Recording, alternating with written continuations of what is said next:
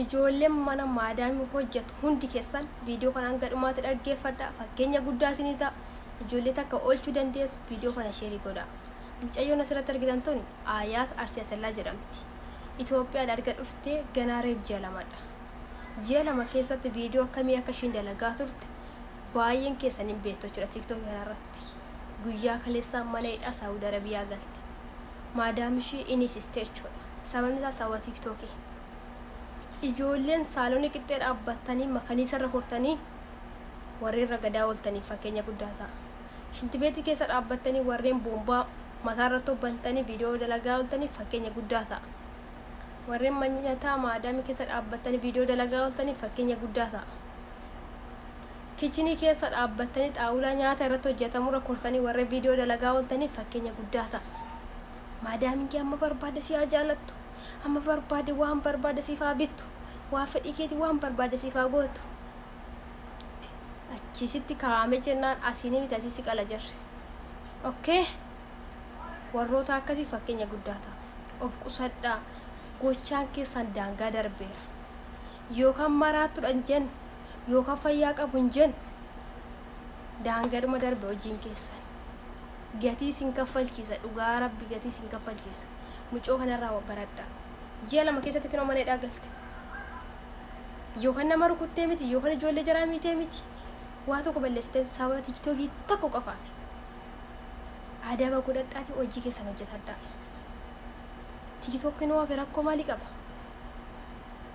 Mana koo keessatti viidiyoon dalagisinaa hin dalagin.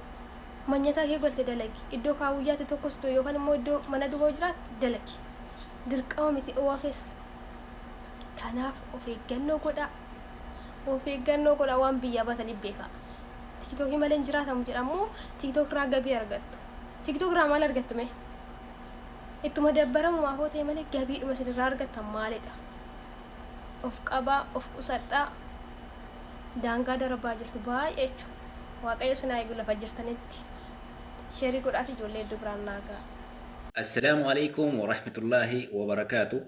Mucayyoo tananii beektan jedhee yaada hundumti keessanuu yeroo isin biyya jirtuu fi erga isin biyya Arabaa kana dhufte illee biyya keessatti akka malee godhatti miidiyaa kana gubbarratti hundumti keessanuu beektanii Hayaat Arsii Asallaa jedha TikTokiinis. Yeroo gabaabaa dura gara biyya Arabaa kana dhufte jechuudha dalagaadhaaf. Akkuma dhufte amalli biyyatti nama eegale biyya ormaatitti illee nama dhiisu ka amalaaf tulluun hin godhaantu jette Oromoon bara yoomiyyuu taanan.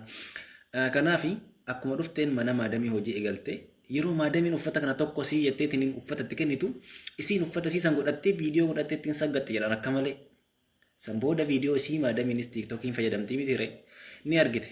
Kazaan uffata isiin itti kennitu kana kasiin viidiyoo ittiin dalaydee ittiin saggattee ittiin maraattu kan arginaani akkaataa isiin godhattu kan agarte ani maraattu wajjin jiraataa jira jetteen jedhan.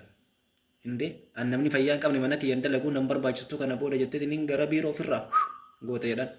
Kanaaf iyyuu yaa shamarran keenya gorsa kee kana dhageeffadhaan gadhumaatitti isin fayyada. Warri ganaa biyyaa dhufaa jirtanillee warri biyya ormaa jirtanillee wanti biyyaa baataniif jireenya keessanii fi jireenya maatii keessan jijjiiruuf malee TikTok irraa lafa dhiituuf miti akka hin taane godhachuuf miti.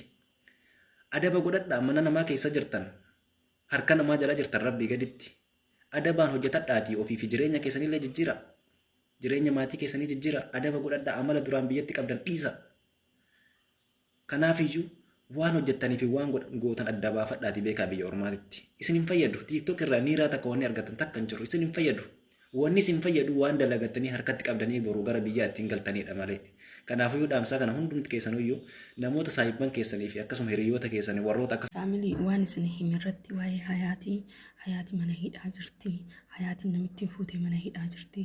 Isiniin jedhee ture garuu deebi'ee viidiyoo san kaasee ture. Amma garuu deebi'ee gadhiiseera miknaan kaasiif dammoo Hayaatii nagalchuu hedduu jetti micittiin bakka osuma waan hubatiin jarjarti. Amma garuu qorattee yoo naa himtu namoota badee paaspoortiin qabne qaama qabne bira nageessanii warra waggaa 10 as keessa taa'eetu jira jettee bu'aa jirti. Wallaahi bu'aa jirti.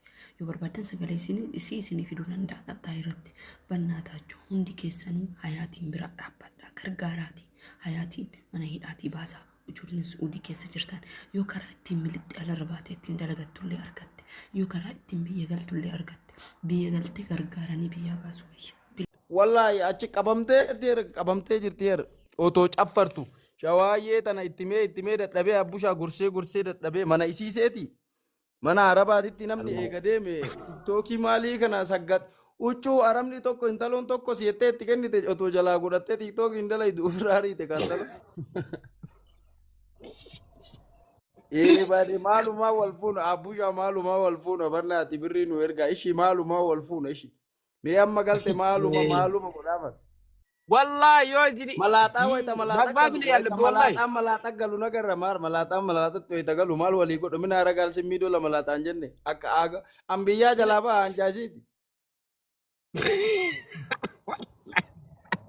Ambirriin qabu abbushaa ammaa kun wannoon na eegi naan jette keessaa sagalee na ergitee si argisiisa wannoo booleen na eegi booleetti anuu caammaa garagaraa godhadhee deema booleetti si eega.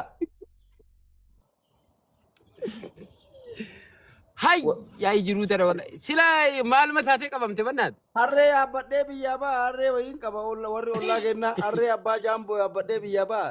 Hayuutiyyaa wallahi hayuutiyya no. Amma mana hidhaa keessatti si. Kaayina riyani shaayii soo giddadayte mooyaa zeeroo akkamiin ariine. Bare jaartiiti maaluma rabbina qabate abbusha. Hayuutiyya wallahi ladii sorry wallahi. Sababa tiktok jedhan. Sorry hayuutiyya wallahi ladii qashtiitiyya wallahi ladii. Indii ta'e ajjechuufannaat.